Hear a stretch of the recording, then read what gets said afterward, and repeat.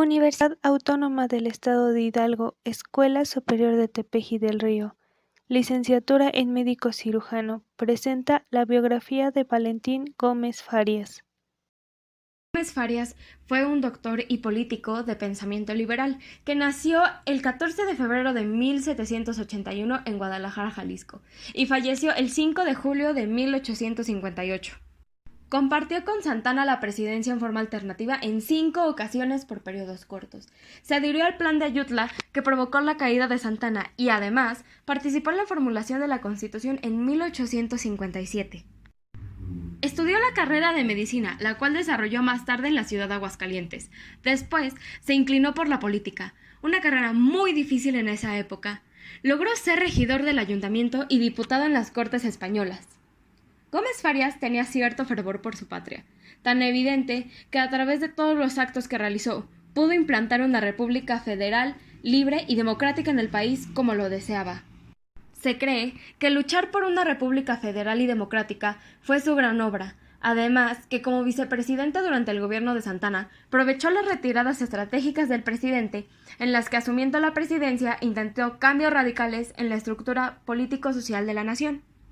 Para la mala suerte, estos cambios daban marcha atrás cada vez que Santana regresaba. A pesar de la inestabilidad política de la época, Gómez Farías sentó las bases de la reforma con principios liberales que actualmente forman parte de nuestra constitución política. Algunos de estos logros fueron la libertad de opinión, la supresión de las leyes de represión a la prensa, la abolición de los privilegios de la Iglesia y el ejército, la supresión de las órdenes monásticas, así como establecer los medios que procuraran el mejoramiento de los grupos indígenas y la educación de las clases populares, todos ellos principios liberales. Otras de sus grandes hazañas fueron la de suprimir a la Universidad Pontificia de México, sustituyéndola por la Dirección General de Institución Pública para el Distrito y Territorios de la Federación. Llevó a cabo la instauración del Instituto de Ciencias Médicas, que más tarde se convirtió en la Facultad de Medicina. También dictó una ley permitiendo la organización de la Biblioteca Nacional. El documento que tiene plasmados los ideales de Valentín Gómez Farías se conoce con el nombre de Leyes de Reforma.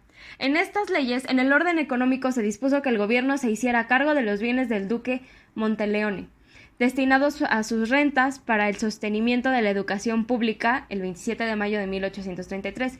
Se ordenaba la secularización de las misiones de California. Desde entonces, sus productos pasaban a la renta nacional, y los bienes capitales de las misiones de Filipinas pasarían a la Federación. La expedición de estas leyes cubrió casi un año, de abril de 1833 al mes de abril de 1834. En este lapso se dieron nuevos levantamientos en contra de la obra reformista, pero fracasaron en su intento por impedir la tarea de Gómez Farías. En cuanto a las reformas de la Iglesia, estas prohibían el clero regular y secular, tratar asuntos políticos, además de que se suprimió la coacción civil para el pago del diezmo y para el cumplimiento del voto monástico. La supresión de sacristas mayores y los edificios jesuitas fueron cedidos a los estados de la Federación, además que se ordenaba la secularización de todas las misiones de la República, del 16 de abril de 1834. En cuestiones del ejército, se ordenaba la destitución de los jefes militares que se pronunciaran en contra de las instituciones federales. Se ordenaba la reducción del ejército con el fin de mantener solo a las tropas indispensables para proteger el orden interno. Además de que se ordenó la disolución de los sublevados del ejército, el 15 de noviembre de 1833. Además, se ordena la formación de la milicia cívica en el Distrito Federal y Territorios, el 21 de marzo de 1834. Gómez Farías trató de operar una profunda transformación en el campo de la educación, por considerar que era el Estado a quien le correspondía atender este importante servicio social. Sus disposiciones en materia educativa fueron de tal importancia que se le considera inspiratorias de la organización nacional. Establece la libertad de imprenta el 2 de abril de 1833, suprime colegios religiosos y los destina a la educación pública, el 12 de octubre de 1833, además de suprimir la Universidad Pontificia y ordena la creación de la instrucción pública, el 23 de octubre de 1833, además de que se establece la creación de 6 instituciones de estudios superiores. Se declara la libertad de enseñanza y se crea la Escuela Normal de Profesores. Al morir Gómez Farías y por decisión de algunos clérigos se le niega el derecho a ser sepultado en el Camposanto, debido a su ferviente liberalismo, quedando sepultado en la huerta de su propiedad.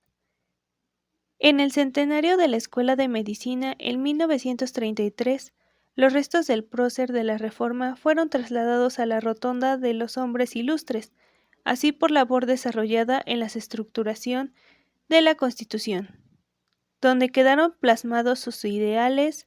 El pueblo de México rinde homenaje a este ilustre mexicano denominándole el padre de la Reforma.